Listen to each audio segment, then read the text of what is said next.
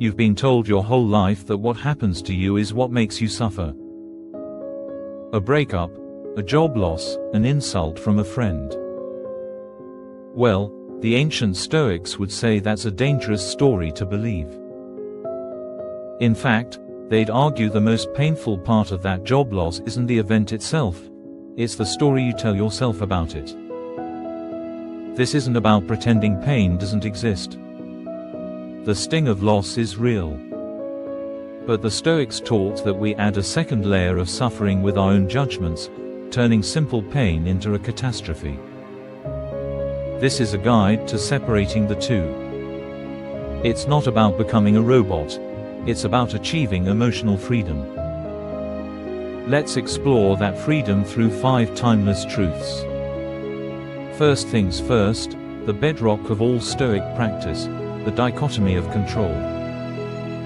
The philosopher Epictetus was relentless about this.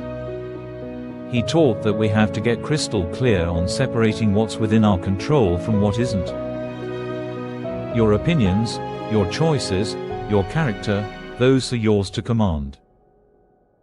Everything else, what people think, if you get the promotion, the traffic on the way to work, that's all external, and ultimately, not up to you. So much of our stress comes from fighting this basic reality. We curse at a delayed flight as if our anger could magically clear the skies. We obsess over a rejection, forgetting that while our effort was in our control, the outcome never was. Real power isn't bending the world to your will. It's about pouring all that wasted energy back into the one thing you truly own, your own mind. In any frustrating situation, just ask yourself, is this mine? If the answer is no, the only sane response is acceptance. The second truth is a game changer: events themselves are fundamentally neutral. It's our interpretation that gives them the power to hurt us. As the Roman Emperor Marcus Aurelius wrote, if you are distressed by anything external, the pain is not due to the thing itself, but to your estimate of it, and this you have the power to revoke at any moment. Think about it. A job loss can be viewed as a crushing failure or a liberating chance to find something better. A blunt comment from a boss could be a personal attack or just unvarnished feedback. The event is the same. The story you attach to it is what changes.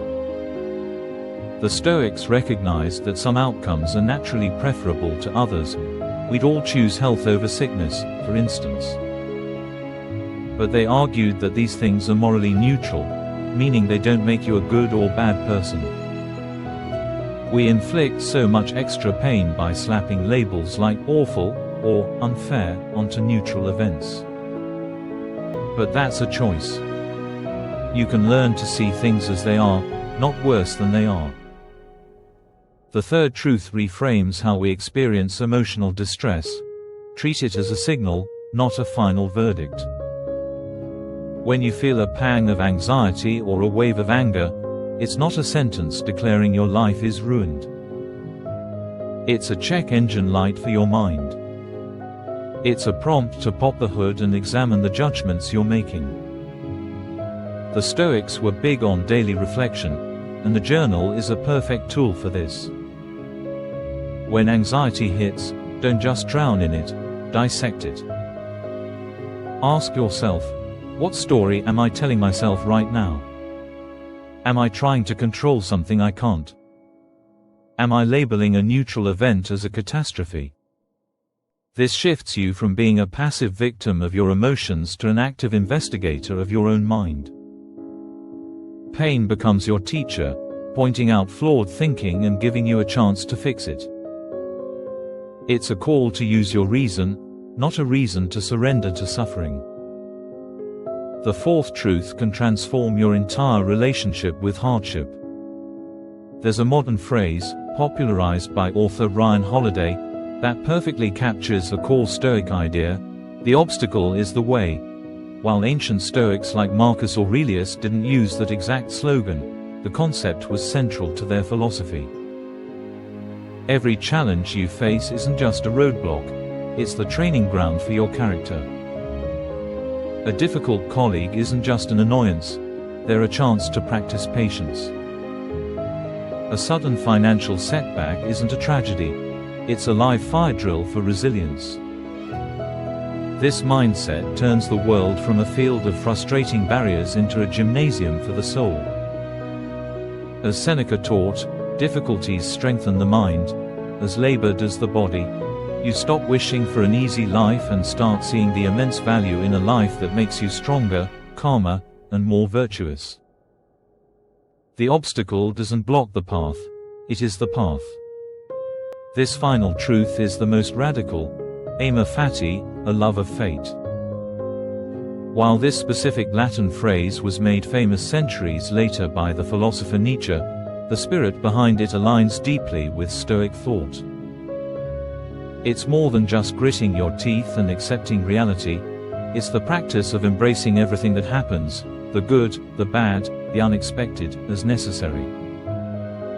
This doesn't mean you should go looking for tragedy. It means you stop waging war on what has already happened. As Seneca noted, arguing with the past is a form of insanity. Instead, a Stoic finds peace by affirming that whatever happens is exactly what was supposed to happen. It's the ultimate release from struggle. By choosing to love your fate, you become untouchable, because nothing that occurs can be truly against you if you decide to embrace it as part of your unique journey. These 5 truths aren't just abstract ideas, they are a practical toolkit for mastering your inner world. You don't control what happens out there, but you always control how you respond in here. Your deepest suffering isn't a direct result of the world, but a story, and you have the power to write a new one. If this guide resonated with you, subscribe for more practical wisdom on building a resilient mind. And drop a comment below. Which of these 5 truths are you going to start applying today?